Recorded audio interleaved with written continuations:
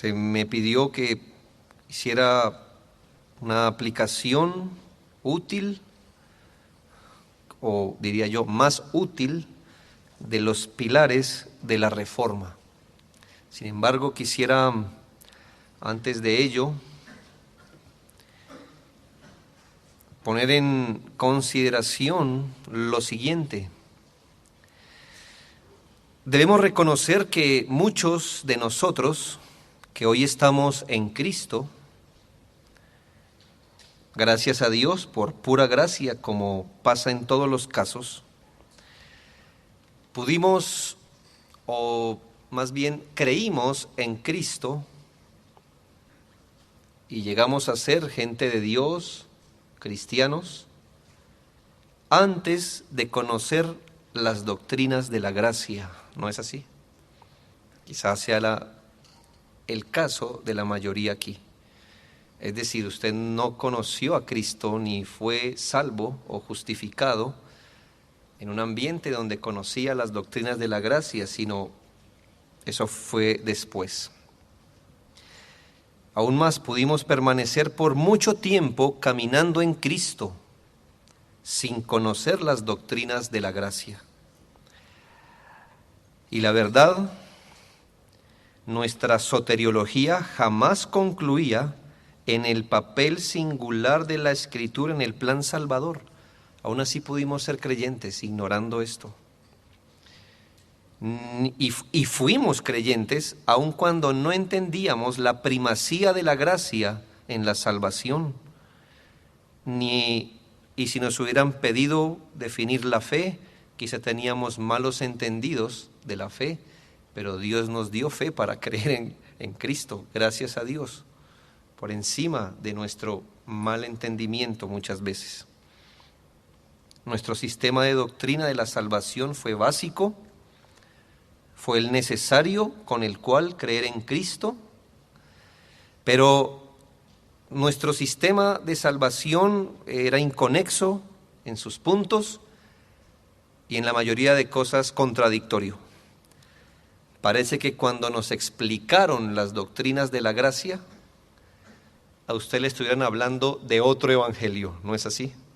No podemos decir, bueno, algunas veces coincide, pero no podemos afirmar que las personas nacen de nuevo cuando se les explican las doctrinas de la gracia.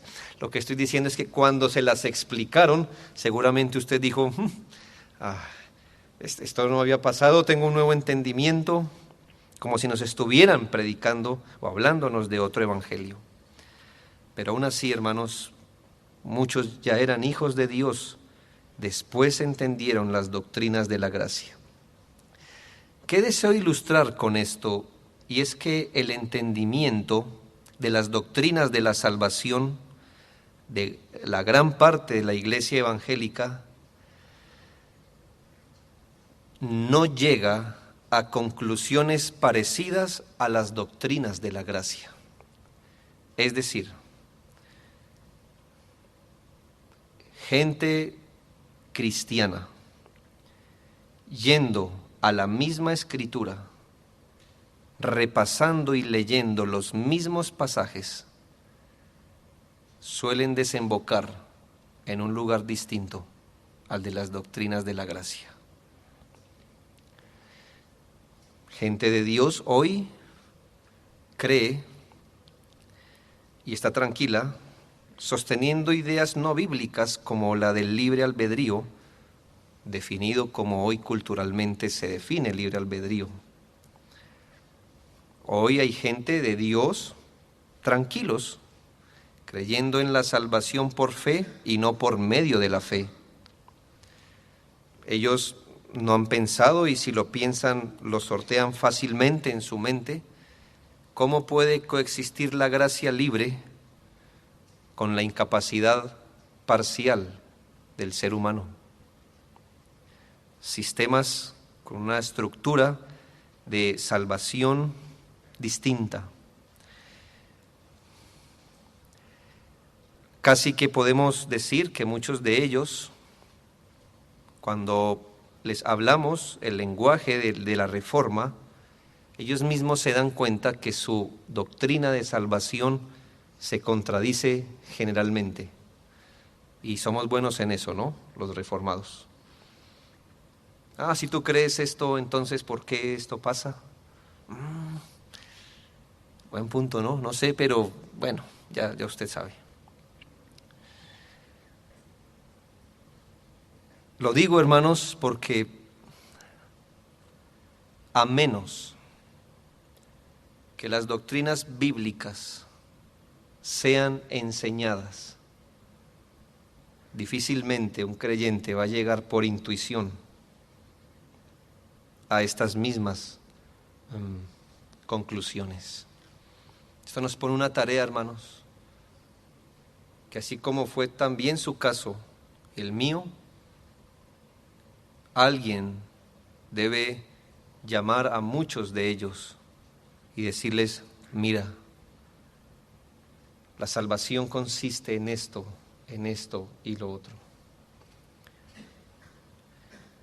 Y en esto refrendamos que a menos que el Señor también abra los ojos y dé más luz en nuestras vidas y en nuestras iglesias, muchos hombres y mujeres verdaderamente cristianos pasarán a la eternidad en un sistema a veces contradictorio en su salvación. ¿Qué problema tiene eso? Usted dice, bueno, creyeron en Cristo con lo básico, ellos no pudieran definir muy bien, no pudieran decir qué es predestinación, la gracia, el papel de la fe, no conocen esto de perseverancia de los santos, aún así van a perseverar porque son santos, pero ¿qué pasa allí? Mucho del gozo, mucho de su firmeza espiritual se habrá perdido entre una mala teología. No es igual pasar a la eternidad con una esperanza firme, con una esperanza fuerte, habiendo hecho la voluntad de Dios, que pasar a la eternidad con mucha debilidad y habiéndose inutilizado en los caminos de Dios. Así que es mucho trabajo por hacer y aunque demos por sentado que los reformados conocemos las doctrinas de la gracia, pienso que si implicáramos las doctrinas de la gracia y no las dejáramos atrapadas, solo como este es el tema de la salvación, no tiene nada que ver con mi vida, con la iglesia, creo que veríamos mejores días. Lo digo, hermanos, porque afirmo de nuevo que lamentamos que la reforma que se conoció en nuestras tierras es soteriológica, no fue una reforma completa, no fue una reforma de adoración, no fue una reforma en otro sentido, sino soteriológica, tanto que hoy cualquier persona que diga, yo creo en las 5 solas, la mayoría de personas diría, es un reformado. Y ya ves lo que tenemos hoy. La palabra de Dios, como dijimos, es el fundamento de nuestra doctrina y de nuestra vida. Y aún conociendo y afirmando que la palabra de Dios es nuestra guía segura con que limpiará el joven su camino a la ley y al testimonio, santifícalos en tu verdad, hablando entre vosotros con salmos, cosas así, lo entendemos, lo sabemos, pero en los asuntos prácticos de la vida personal y en la vida de la iglesia, todavía nosotros arrastramos gran parte de pragmatismo, ¿por qué no?, de cierto relativismo, y quizá lo que sea más común, si usted proviene de comunidades carismáticas o pentecostales, un alto grado de manejarse por sus sentidos. Yo le he dicho al pastor García que yo no soy conferencista, yo soy pastor. Y a veces ves a creyentes que han pasado mucho tiempo en las doctrinas reformadas, todavía apelando a lo siguiente: yo hice esto porque cuando oré me dio paz. Y entonces yo preguntaría, o sea que si hubieses orado y no hubieras tenido paz, así es que determinas cuál es la voluntad de Dios para tu vida, por un sentido de paz o de no paz que cargas en el corazón. No estoy hablando de gente que ya no conoce las doctrinas, estoy hablando de gente que cree en la sola Escritura, pero aún guardan el Urim y el Tumim debajo de sus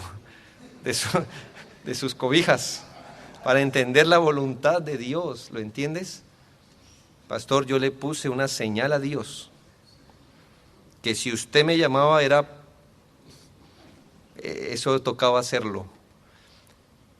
Yo sé que aquí hay pastores que están en iglesias reformadas, que usted ha dado su vida para enseñarles sola Escritura, la suficiencia de la Escritura, y aún hay hermanos tomando decisiones, no literalmente, pero entiéndeme, haciendo un caricellazo, ¿entiendes?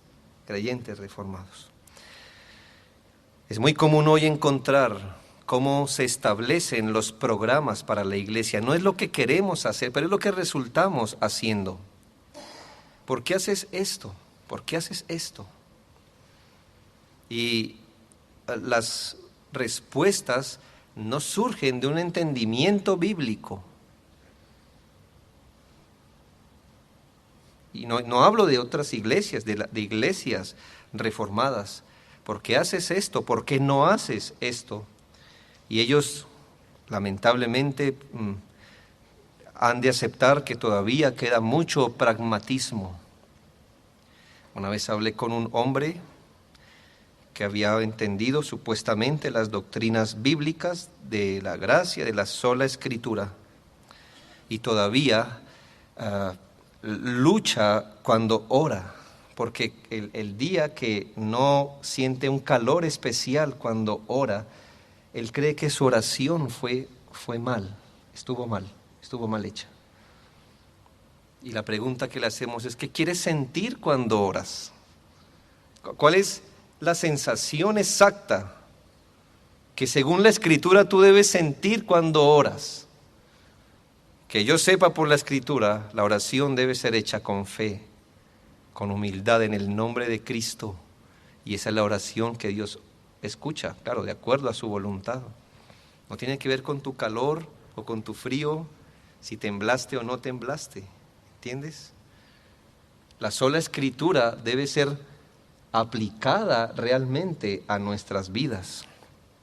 Únicamente las Escrituras, no experiencias, no pragmatismos. La Biblia ataca y revierte nuestra ignorancia.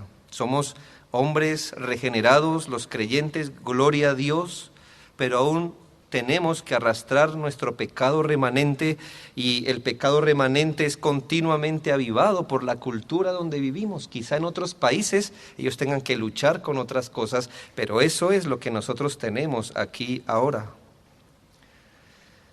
Debemos apoyarnos en la sola Escritura realmente. Debemos aprender a definir las cosas conforme a la Escritura, no conforme a nuestra cultura. La palabra de Dios exhorta, pero persiste tú en lo que has aprendido y te persuadiste. Aquí está hablando de la palabra de Dios.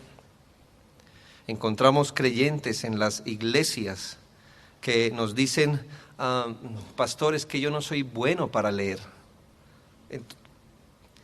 Bueno, yo sé que eso es cultural, hermanos. Pero si no eres bueno para leer, ¿cómo es tu acercamiento a la Biblia? Esa disculpa cultural no opaca la responsabilidad que tenemos para ir a las Escrituras. De hecho, claro, por eso los falsos maestros tienen tan buen éxito, porque como latinos somos muy confiados, ¿no es así? Si él lo dice, tendrá que tener razón. No es la Biblia y la mezcla con otras cosas, no es la Biblia y mi propia prudencia, no es la Biblia y mi cultura, es la Escritura. ¿No todos pensamos eso? Por supuesto que pensamos eso, pero no es lo que hacemos. Hoy vimos cómo mucho de lo que se enseña en muchos lugares tiene relación directa con el catolicismo romano y quizá no se entiende así, pero es verdad. Tenemos mucho de ideas humanas y bíblicas. Yo lamento profundamente este grupo de reformados que se ha levantado siendo adoctrinado por videos de YouTube de 4 minutos. ¿Qué profundidad puedes tener? No lees tu Biblia, pero ahí está. Y entonces te das una idea de soteriología, de eclesiología, con un video de 4 minutos, con música de fondo. Eso mueve, pero eso no instruye.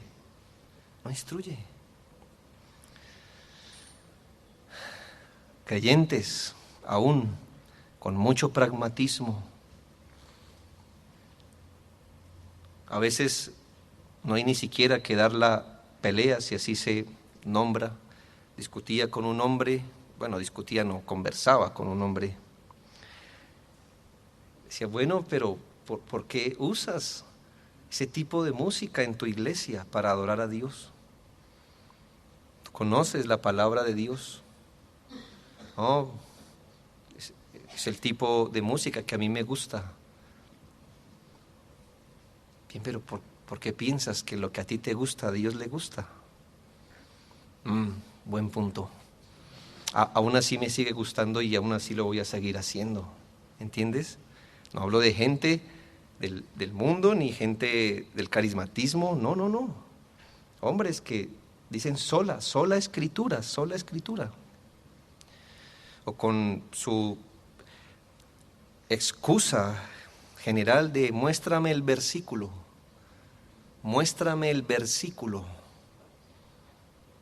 Esa frase es un burladero, ¿lo entiendes? Es un burladero. A los hermanos de otro país, donde se esconde el torero para que el toro no lo hiera. Es un burladero. Muéstrame el versículo. ¿De cuántas cosas? No hay versículo, hermanos. Pero no están permitidas, porque la Biblia tiene principios generales y particulares también muchas veces. Muchos defienden sola escritura, pero casi nadie vive sola escritura. En una de las experiencias que tuve como pastor, una persona, les hemos explicado los principios de la crianza bíblica. Tú debes hacer esto, debes hacer lo otro, y siempre con recelo. Pero cuando su amiga psicóloga se los decía, sí, mire, es verdad. Sí, yo sí sabía que eso era verdad. No estoy hablando de gente fuera, de hombres que conocen, de mujeres que conocen. Hoy seguramente me voy a meter en muchos problemas por este comentario, pero ves una cantidad de mujeres corriendo detrás de conferencias para mujeres. Claro, son reformadas y ellas dicen, yo no soy pastora, pero implícitamente estás pastoreando mujeres. ¿No le gustó? Cuando no le gusta nos avisa, ¿verdad? Lo que quiero decir es, ¿dónde encuentras esto? ¿Ves a la esposa de Pablo? Bueno, tenía a la esposa de Pedro. ¿Ves a las esposas de los apóstoles reuniendo a las mujeres aparte del ministerio regular de la iglesia para instruirlas en cosas especiales? pero sola Escritura. Sola Escritura. No es sola Escritura. Pragmatismo. Pueden que muchas cosas buenas pasen allí, pero no son bíblicas. No son bíblicas. Yo sé, hermanos, pero en la palabra de Dios, la iglesia es la única organización autorizada y respaldada por Dios para preparar hombres para el ministerio. Pero hoy necesitamos universidades que preparen nuestros varones. Pero sola Escritura. Yo no digo que cosas buenas no pasen allí, ¿me hago entender? Yo no quiero decir que allí gente no se oriente en las cosas de Dios. Estoy diciendo, hermanos, que podemos afirmar sola Escritura y contradecirla continuamente y paso a paso. Quizá eventos como estos, de forma esporádica, pero cuando estas cosas se vuelven regular, cuando un creyente ahora tiene su dieta espiritual de cada conferencia, cada 8 días, eso no es sola Escritura.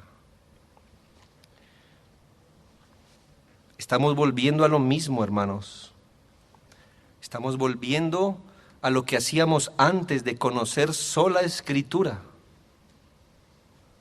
Pero ahora tenemos más herramientas intelectuales para poder defender nuestras posturas. Cuando éramos carismáticos, no sabíamos cómo. Ahora somos reformados, hacemos lo mismo que antes, pero ahora sí tenemos nuestro argumento, nuestras palabras. Nos escondemos detrás de sola Escritura. Pero seguimos haciendo lo mismo, amigos, y aquí vemos cuán poco ha corrido la reforma real en nuestros corazones, en nuestra cultura, en nuestro país. Yo no estoy por encima de lo que les estoy hablando, hermanos. Para que usted diga, no, ahora el pastor que está hablando, él sí es ejemplo de esto. Quiero serlo. Pero mira lo que estamos haciendo aquí.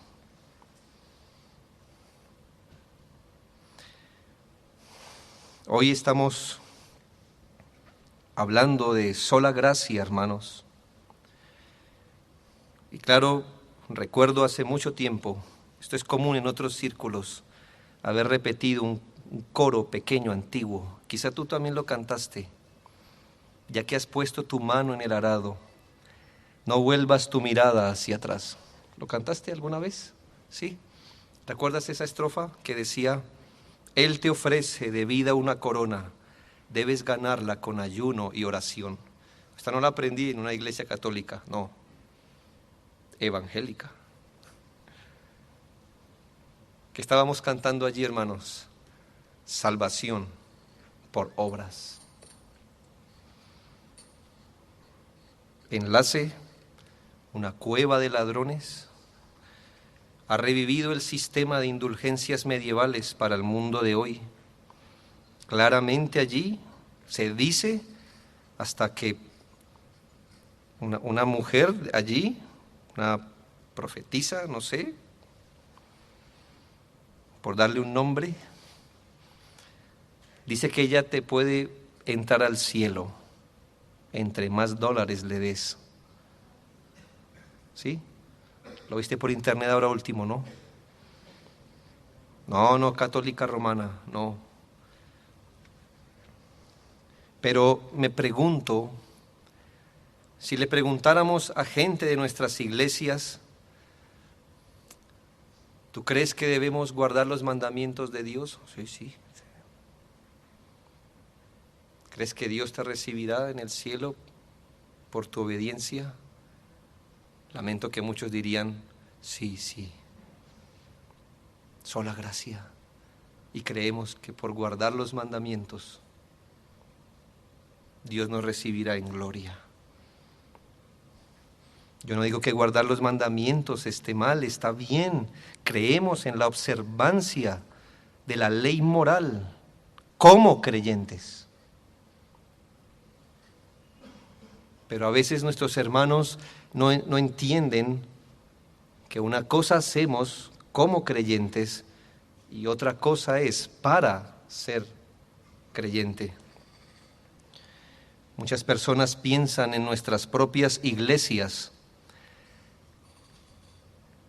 que hacer la voluntad de Dios, congregarse, leer la Biblia, lo acercan al cielo. Y congregarse, leer la Biblia, orar, es bueno, pero nada de eso salva. Dijimos sola gracia, ¿no es así? Sola gracia. Quizá hablar entre creyentes que si la salvación es por sola gracia, eso pone de manifiesto el caso que nuestras obras y nuestro ser es terrible. Piensa esto, si Dios no lo tuvo en cuenta, significa que eso no pesa nada, no somos nada aptos, nada Dios ve. Nuestro estado natural es terrible. Y esto la gente debe entenderlo, hermanos. Esto no es teología que nos pasa por encima. Porque si una persona cree aún que merece algo, cuando viene el tiempo de la prueba, es el primero que va a reclamar al cielo. Pero si tú realmente crees en sola gracia, todo día, cada don, es un motivo de gloria a Dios. Nada merecías, ¿no? ¿No ibas para la condenación? Hoy se te permitió la vida y mucho más que ello. Así que mira que estas cosas sí tienen que ver con la vida práctica de nosotros. Ese impulso que sentimos de reclamar a Dios cuando nos creemos maltratados se apagaría al seguir considerando que íbamos para el infierno y mañana despertaremos en gloria. Pensar, hermanos, que como seres naturales, no en Cristo, por supuesto, pero como seres naturales, piensa esto, tenemos los mismos méritos propios para estar hoy en Cristo que los que tiene un miserable condenado hoy en el infierno. Los mismos méritos. Eso quiere decir también, hermanos, que hay gente en el infierno que ha pecado menos que nosotros. Y nosotros despertaremos en gloria. ¿Por qué? Por su gracia. Piensa en el caso de un joven de 15 años. Aquí hay gente más grande que esto. Él solo pudo pecar 15 años. Tú quizá le doblas la edad o le triplicas la edad. Tú has pecado más. Él fue cortado a los 15 años. Tú seguirás viviendo. Él está condenado hoy. Y tú vas para el cielo. Tú estás en Cristo sin tus méritos. Fuiste aceptado por gracia. Pero también, hermanos, nosotros somos acusados de decir que ya que la gracia opera en nosotros salvándonos, podemos vivir como queramos. ¿No es lo que nos acusan aquí en nuestro contexto? Gracia, eso es libertinaje. Ya usted puede vivir como quiera. Es un error, hermanos, pensar que la gracia nos libra del infierno. No. La gracia nos libra del pecado que nos lleva al infierno. Porque si tú piensas que la gracia nos libra del infierno, entonces finalmente tú puedes vivir como quieres, finalmente no vas a ir al infierno. Pero la gracia nos libra de nuestros pecados. porque son nuestros pecados los que nos llevarán al infierno. Y vista la gracia, sí, la gracia nos libra del pecado, del pecado. Por eso alguien que ha sido recibido en gracia no peca como principio de vida. Pero hermanos, piensa esto. A veces cuando vemos a nuestros hermanos que creen en la gracia de Dios, pienso que ellos tienen en mente que la gracia solo fue, permíteme hablar así, el empujón inicial en su vida de fe. Es decir, la gracia solo sirvió ¿para qué? Para darnos vida, y de ahí en adelante Dios nos dice, nos vemos en el cielo.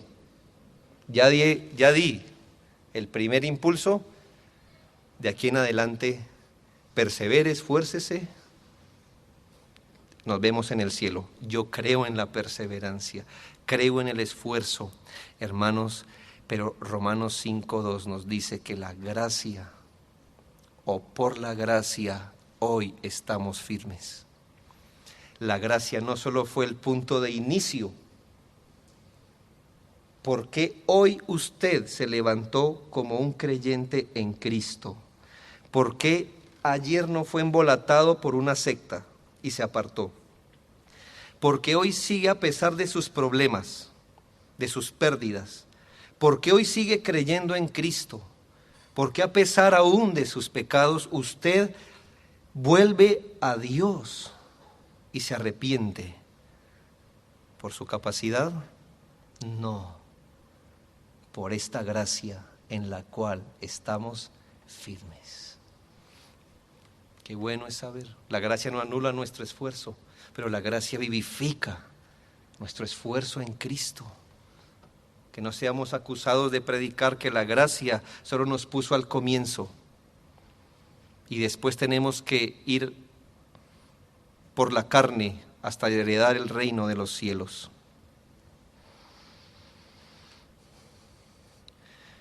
También debemos decir que la fe hoy es vista como la causa y no como el medio. Hemos visto escritura, gracia, ahora fe. Hoy, si usted vino a Cristo fuera de una iglesia bíblica, debe saber que la palabra fe, discúlpeme la palabra, pero ha sido prostituida por los mercaderes de la prosperidad. Si a usted le hubieran pedido definir fe antes de conocer las doctrinas bíblicas, quizás usted hubiera dicho, fe es creer que Dios va a hacer lo que yo quiero. Esa es la definición de fe natural. Tenga fe, hermano, tenga fe. En otras palabras, crea que Dios va a hacer lo que usted quiere. Fe así definida es fe no bíblica, fe antropocéntrica.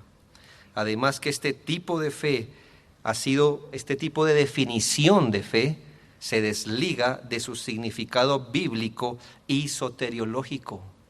Hermanos, fe no es el don de Dios que nos capacita para creer lo que usted y yo queramos. Fe es el don que Dios nos da para creer en Cristo y sus promesas de salvación y vida. La fe tiene un objeto específico al cual se adhiere, no a cualquier cosa. No le puedes llamar fe a creer con todo tu corazón que tendrás cosas que Dios ni siquiera te ha prometido en la Biblia. No importa con cuánta fuerza creas tal cosa. No es fe, creer en cualquier cosa. Recuerdo haber hablado con un hombre que perdió su hijo.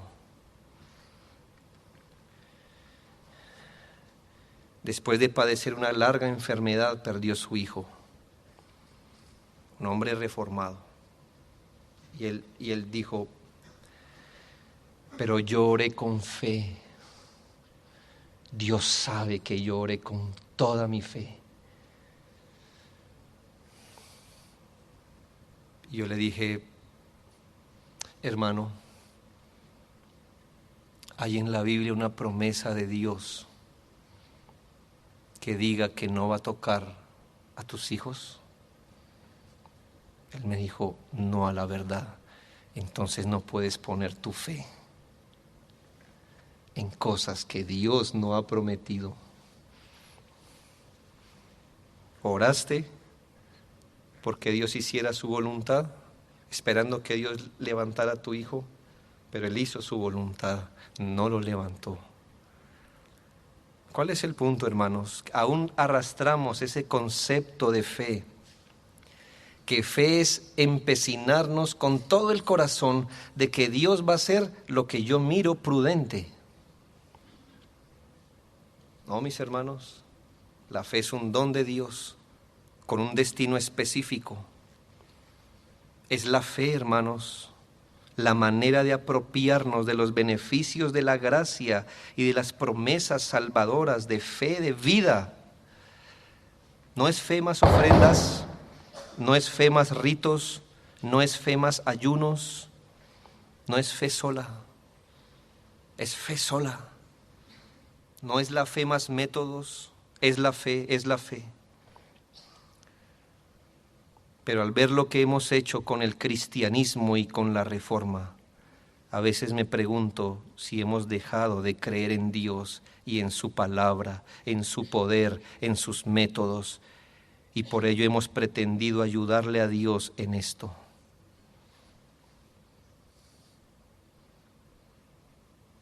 ¿Crees que la palabra de Dios es suficiente para llamar al pecador al arrepentimiento? ¿Lo crees? ¿En verdad? ¿No crees que bajo el poder de Dios y sobre el fundamento de la palabra la iglesia puede ser edificada? ¿No crees eso? ¿Tienes que acudir a seminarios o instituciones paraeclesiales para fortalecer tu iglesia? ¿Qué está mostrando eso de ti? ¿Que crees? ¿Que crees en los métodos de Dios?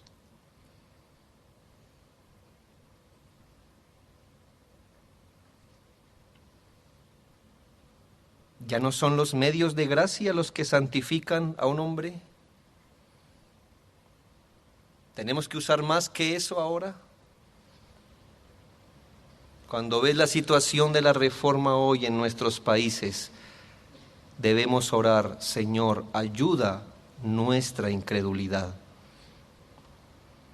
porque no creemos que Dios pueda levantar creyentes e iglesias fuertes solo sobre el fundamento de su palabra. Nuestro problema es la incredulidad, amigos. Que si hablamos de solo Cristo, nuestro Señor Jesucristo, nuestro bendito Salvador, dueño de la iglesia, lleno de perfecciones, con mérito propio, su obediencia activa, como se conoce, todo lo que Él obró desde su nacimiento, impecable, puro, también se doblegó a pagar la pena total que merece el pecado de su pueblo, su obediencia pasiva, como se llama. Es por esa obra, hermanos, por su vida perfecta y su perfecta sometimiento a la voluntad de Dios, que como creyentes somos aceptos. La realidad de nuestro pecado resalta el papel de Cristo como Salvador. Yo quiero hacer una figura mental allí en tu mente. Si yo te dijera: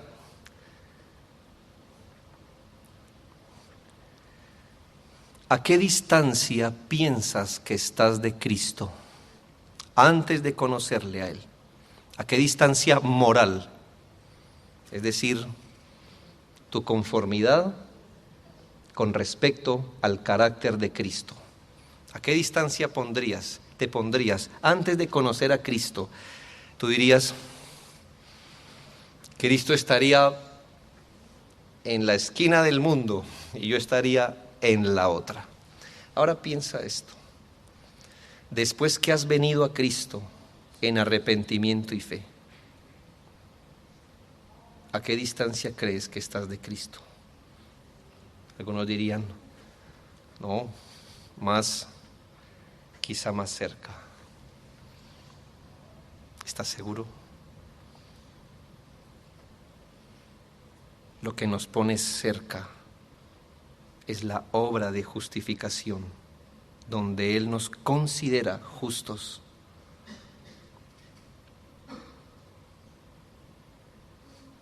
Pero dime, hermano, aparte de abstenerte de muchos pecados visibles, si en nuestro corazón no siguen hirviendo las mismas pasiones que teníamos antes. Ahora dime, ¿a qué distancia real estamos de Cristo?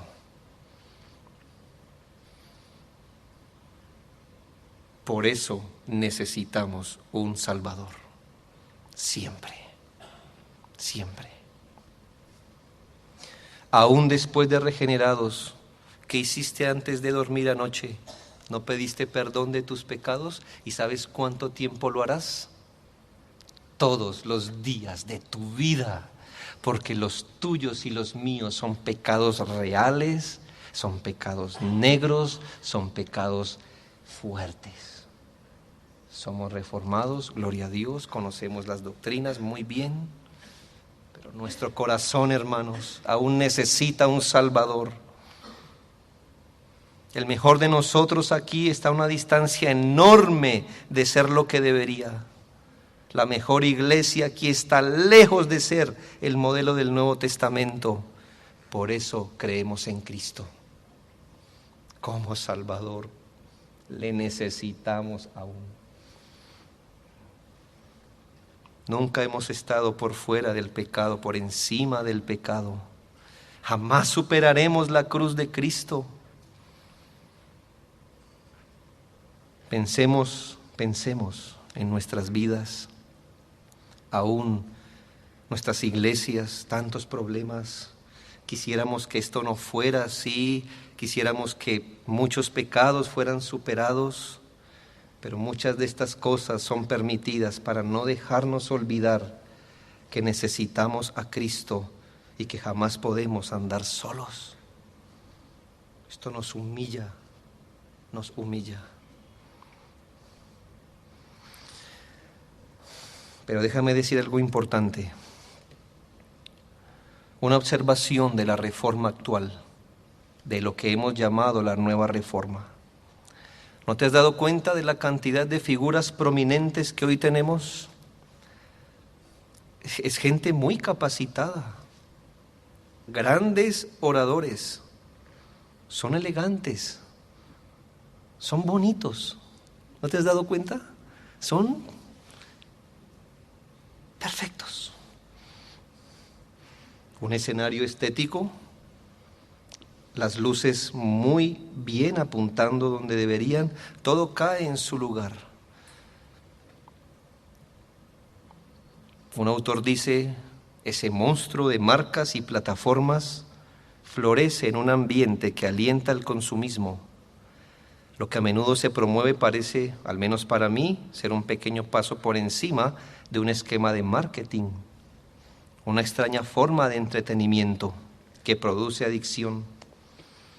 Después de todo, para obtener titulares, solo necesitas al predicador correcto o elegir el público adecuado, incluir los objetivos correctos, escandalosos, inagotables, radicales, colocar un logo correcto, envolver todo en términos de evangelio y tendrás una receta perfecta para el éxito que es demasiado grande como para fallar. ¿Te has preguntado, según la palabra de Dios, cuál es el problema? Escucha. Pues no me envió Cristo a bautizar, sino a predicar el evangelio, no con sabiduría de palabras, para que no se haga vana la cruz de Cristo.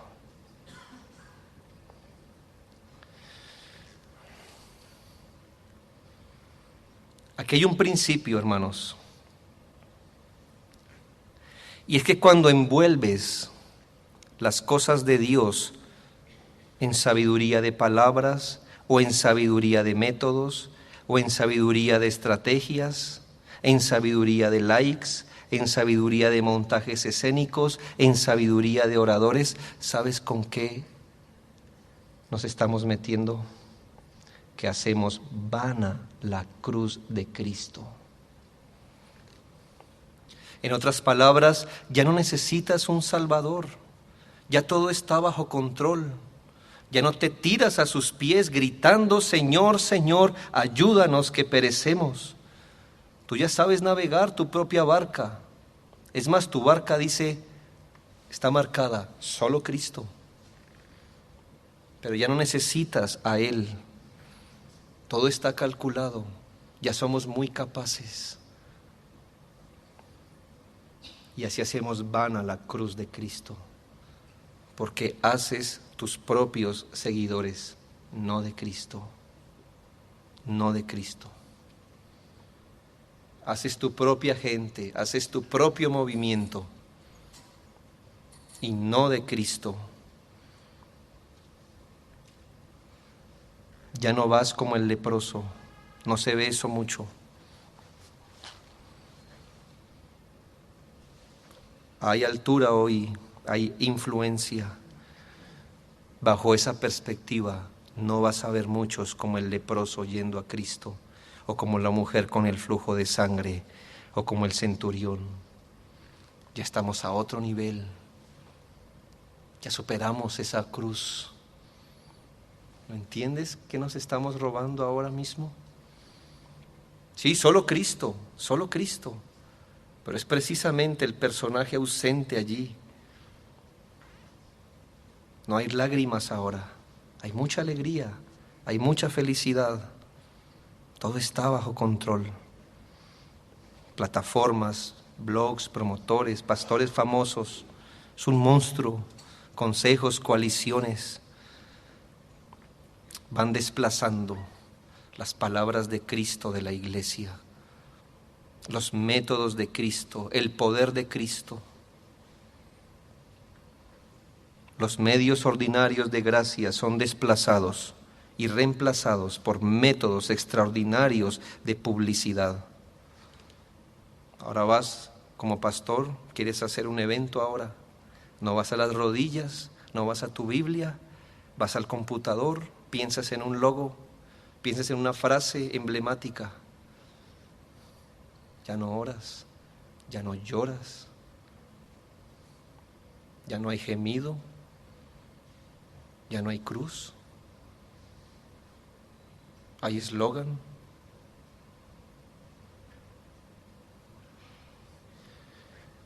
¿Qué espacio queda para un salvador de pecadores bajo una organización tan perfecta?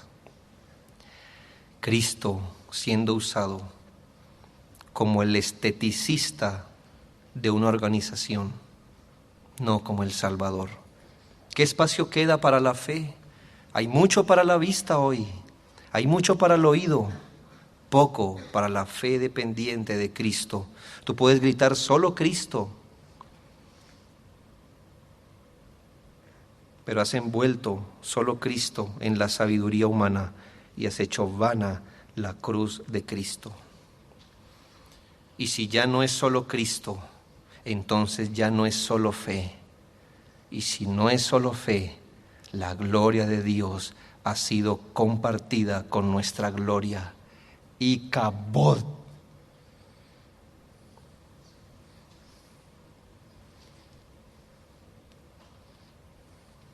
La gloria ha sido traspasada por los que deberíamos estar cargando el arca del pacto.